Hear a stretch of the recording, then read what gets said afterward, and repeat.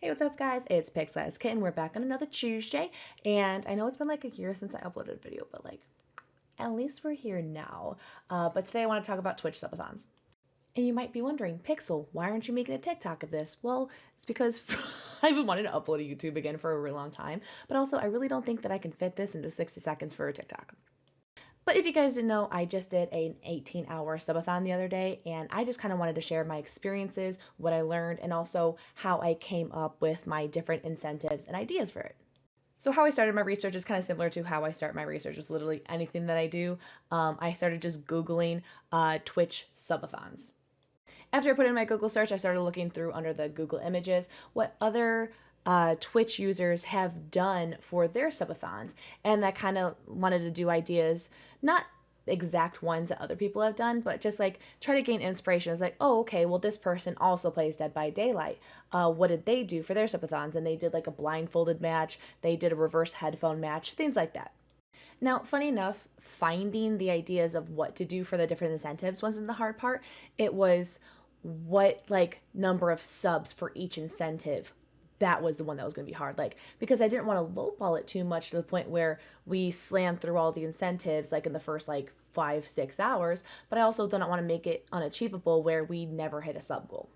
Now, I don't necessarily have like the perfect equation for what your sub goal incentive should be based on how many subs or followers you have, but it did take me a lot of research going over my analytics and looking at, okay, how many subs did I get in this month, this week, etc., and be like, okay, now do I think that this many subs would be achievable for this goal, things like that, and then also making sure that the subs for each incentive was like worth each incentive. I think it's important to keep the mindset that if you don't hit your goal that like you ultimately had for your subathon, it's okay. Any sub is a sub, any follow is a follow, any view is a view, whether they're like a lurker or a chatter or anything like that. Whether your sub goal for the subathon is 10 subs or maybe it was 1,000 subs like mine was, and we didn't hit 1,000 subs. We hit, I think it was like 650 subs for the day, which is like absolutely insane to me. But it got to the point where I was getting so tired because we hit like the 18-hour mark, and I was like, all right, I begged my chat, please don't subscribe anymore. I'm very tired. Please, I would like to go to bed. And so thank gosh, they respected me. I'm actually kind of worried and like concerned with the fact that we probably could have hit 1,000 if I were up for it. But man, if you are, if you're an introvert, please be wary on doing like, even if it's a capped subathon, because I capped it at 24 hours, even if you're gonna have it capped or maybe even uncapped, please be wary. Introverts, beware. It's very, very difficult. Another thing you might be asking yourself is, when would be an appropriate time for me to even do a subathon? My subathon was for us hitting 4,000 followers on Twitch, which was insane. It was a milestone that was really cool. I'm not used to celebrating milestones. I'm not used to like really celebrating anything, but I allowed myself to have this celebration. It was like a little, I guess, treat for myself, I guess, to like really bask in the fact that like, hey, I achieved something. Let's celebrate. Let's spend some time with the community, right? And so I did it for 4,000 followers, but you could really do it for anything. Now, much similarly to the rest of my like Twitch tips, TikTok tip things that I have, these are all just like my own personal opinions. I don't think I would have had done a subathon like this any earlier. I don't think that I would have been ready. I don't think I would have had been a part of a community that is like as incredibly supportive and incredible as it is right now. I know that there's like quite a few people who do subathons like the just for celebrating an affiliate, and that's pretty cool. I just don't think it's going to be really worth your time.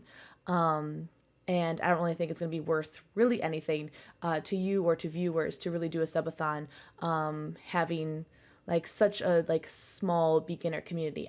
I would still say that having 4,000 followers is still a small community, but that's a relative term. It's very difficult for us to say like, oh, when are you really ready to have a subathon?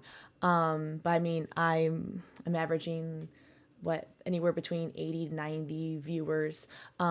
People sub to me like crazy. It's insane. I'm overwhelmed with it every single stream. But I think once you have like regular subscribers, people who resub to you, once you have regular gifters at least a couple times a week, I think that's a good time to be like, okay, like I think this would be an appropriate time for a subathon. when I'm talking about it, it all sounds like really selfish to me, and I hope it doesn't come across like that.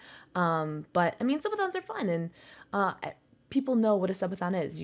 It's you asking and looking for subscribers, and that's how it is. Like, you increase the time based on how many subscribers, bits, and like tips that you get. So I guess people know what it is, but and the chat did vote for it. I was gonna just do a normal 12-hour stream, but y'all were like, no, do a subathon. I was like, okay, I'll give it a shot.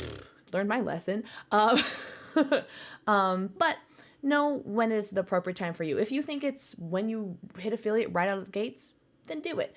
But just don't have the goal to have like 1,000 subs. I mean, it could happen. It very well could happen. But don't like get upset if it doesn't happen, I guess.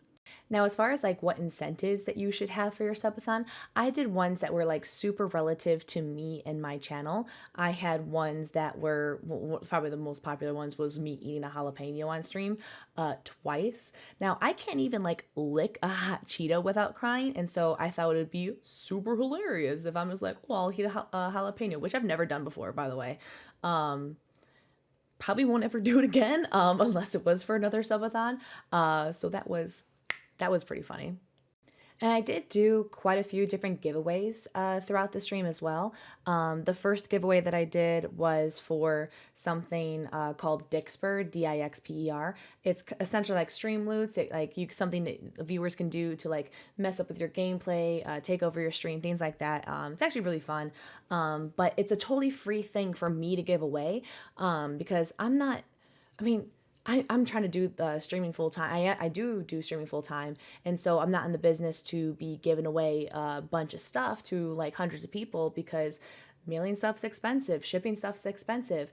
And I would think it's really important to like take the marginal benefit versus the marginal cost and know like the value versus the cost, right? And so the first giveaway that I did was something that was free to me. All I had to do was click a button to give away these Dixper crates to all these people who have followed or made an account for Dixper. And so that was the first giveaway I did.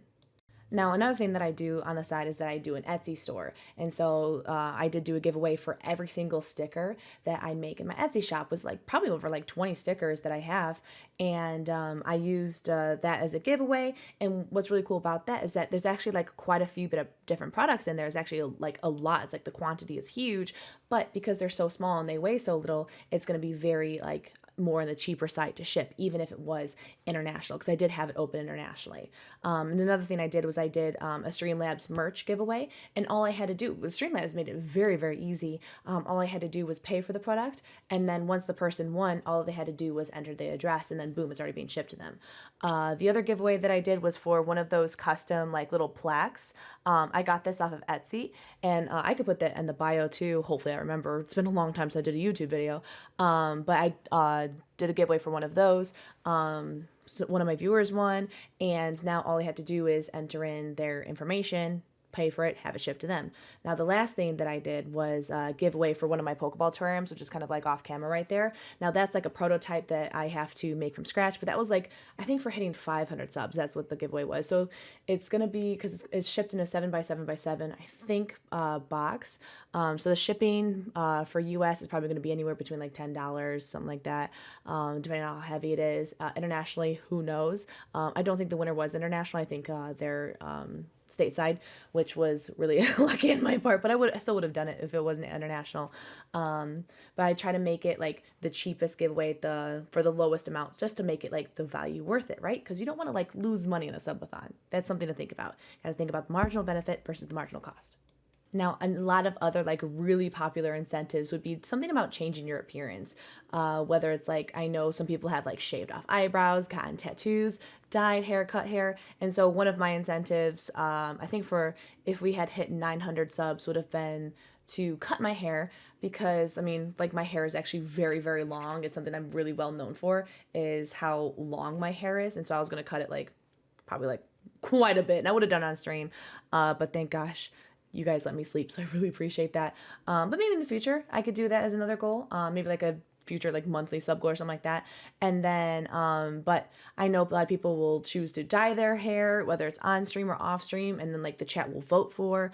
And then I know getting tattoos is really popular. I think people have done piercings. That's your discretion, your volition, your prerogative, whatever you want to do, whatever like you're willing to do. Because remember, you don't want to have a goal and then like back out of it, because one, that just looks really bad and that's no fun. And then two, it's going to be like that whole boy that cried wolf thing. If you create incentives in the future, people seldomly will believe you if you've already backed out of one already. Now, I was like 100% sure that I wasn't going to hit 1,000 subscribers for this subathon, because I guess my like joke goal, if we were to have had hit the 1,000 subs, was going to make my stream be uncapped, which means that any sub after the 24 hours was going to extend the time past 100 hours, past 24 hours. So as we got closer to that goal, and as I got more and more tired, and like I'm not in the business of falling asleep on stream. I mean, I know Cat Leante did like a shout out to Cat Leante. She did like an 80+ hour subathon, and I know she like slept on stream like I think at least like 3 times.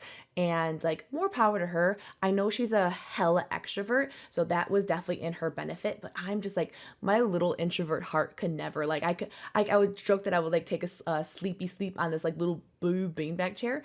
Very comfortable, but I just don't know about like sleeping on camera. It's like I'm not gonna leave like my stream on just this background, so it's like I'm just like, you know what, it's not gonna be worth it. I don't think I'm gonna like it. I very well could have just taken a nap and kept going, but I don't know.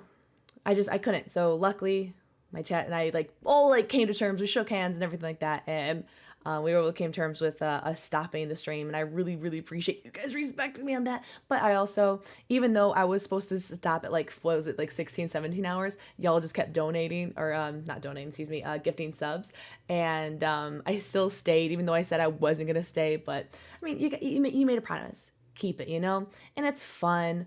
You're getting paid to do it. But just please, please, please remember, any incentives that you do create, make sure that you were okay with actually going through with them. I really hope that my insight on my recent subathon kind of helped you if you had any questions on a subathon. If I didn't go into enough details on anything, please comment below. I would love to answer any specific questions that you have. You guys know I'm an open book. I love helping people. I love helping out wherever I can. These are all going to be based on my own personal opinions or my own experiences. I am going to try to upload once a week again. So in the meantime, follow me on Twitch. All of my socials are here. Would you look at that? Oh, and TikTok's not there, is it? Well, it's pixel.kitten for TikTok, but you guys probably already know that. Anywho, hopefully I'll see you guys next week. Comment below if you have any specific questions of what you want me to cover. I kind of have an idea of what I want to cover. Basically, probably going over things that I've probably gone over a little bit on TikTok, but with the opportunity to talk about it for longer than 60 seconds. But in the meantime, thank you guys so much for watching, and I'll see you guys next Tuesday.